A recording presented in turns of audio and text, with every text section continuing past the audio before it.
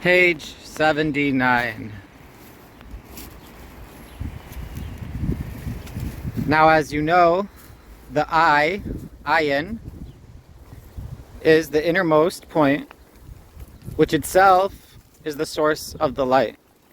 Thus, the same is true of the chaylim, that it is the glory of the king's daughter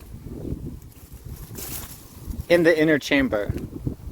That is, it is concealed in the innermost sanctum of the upper sanctuary of the intellect.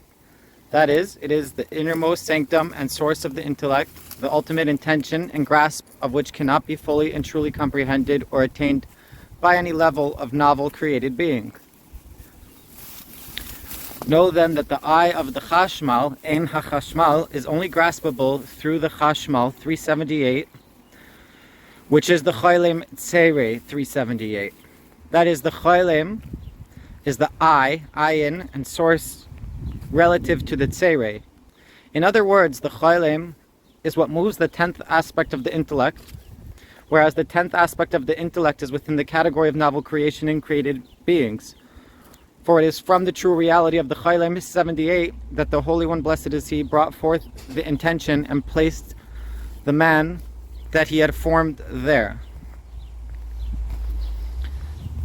Thus, although the 10th is a mover, it nonetheless is moved by the power of the mover who is above and beyond it.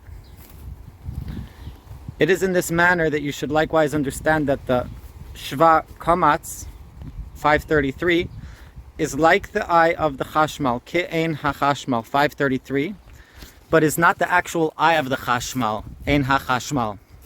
That is, it is similar to the pronunciation of the Chaylim, but is not actually a Chaylim.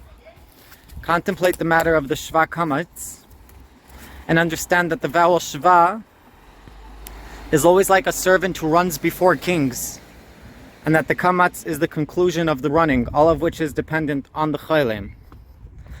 Contemplate the fact that the prophet Yechezkel only grasped the aspect that is like the eye of the Chashmal, Ke'ein HaChashmal 533, which is the aspect of the Shva Kamatz 533. This is because the grasp of the Shva Kamatz 533 is indeed attainable without the juxtaposition of a letter. However, he did not grasp the eye of the Chashmal, Ein HaChashmal, which refers to the Chaylim. That is, he did not grasp the foundation itself, but only the aspect of construct, which is indeed possible to grasp directly. For as you can see, the Shva Kamatz is the aspect of construct, whereas the Chaylim is the foundation. Thus, the grasp of the Chaylim would be a grasp of the foundation. Therefore, understand that all that we are capable of comprehending is in the category of construct rather than the foundation itself. In other words, we're able to grasp the Shva Kamatz, which is like the eye of the Chashmal, Ke'ein HaChashmal 533, and is the aspect of construct. However, we are incapable of having direct grasp of the eye of the Chashmal, Ein HaChashmal, which is the Chaylim and is the foundation. That is, the Chaylim is an intangible, intellectual point, whereas the vowel points, Shva Kamatz, attest to construct. Thus, we are capable of grasping the construct directly and immediately with our intellect, which is not the case with the grasp of the foundation, for we can only grasp the foundational point through the medium of various intellectual and tangible introductions and explanations. This is why the grasp of Ezekiel was only like the eye of the Chashmal, Ke'ein HaChashmal, and not a direct grasp of the eye of the Chashmal. Know that the Shva Kamatz is also called by the name the Swift Kamatz, Kamatz Chataf. This vowel attests to the constancy of motion from the truth of the foundation. For the conclusion of all the motion is the motion of Kamatz. The term Kamatz means to clench or close, and therefore the Kamatz attests to the closing of all the motions. Thus, when the motion comes to its closure, it is swiftly pushed, Chataf, and the motion begins again as it was at first, and thus continues always. Through this matter, you will discover that the motion of the sphere is constant and is from the power of Hashem, blessed is He.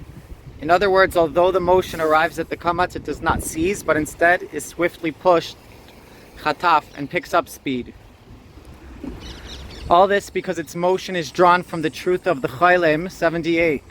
which is the foundation of this speed. Accordingly, we find that the kamatz chataf, which is the matter of the speed of the motion, is dependent on the pronunciation of the chaylim 78.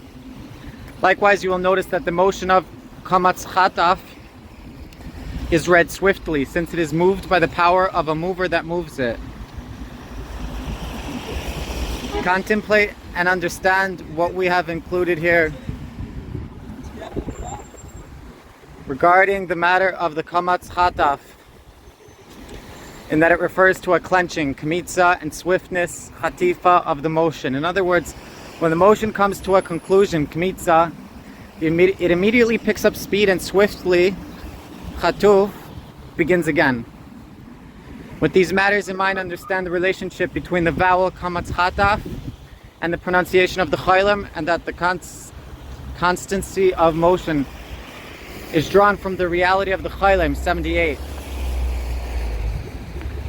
It is in this manner that you should contemplate and realize that all the motions are drawn from the chaylim 78, and they all adhere to it, and that the sphere revolves constantly without cessation, as expressed by the vowel kamatz chataf. For the kamatz chataf clearly attests to the constancy of the motion, that when the motion arrives at its closure, kamitza, it immediately and swiftly, chatuf, begins again. Thus the motion is always constant, as evident from the kamatz chataf, since it is moved by the truth of the chaylim 78. We're going to stop here on page 83.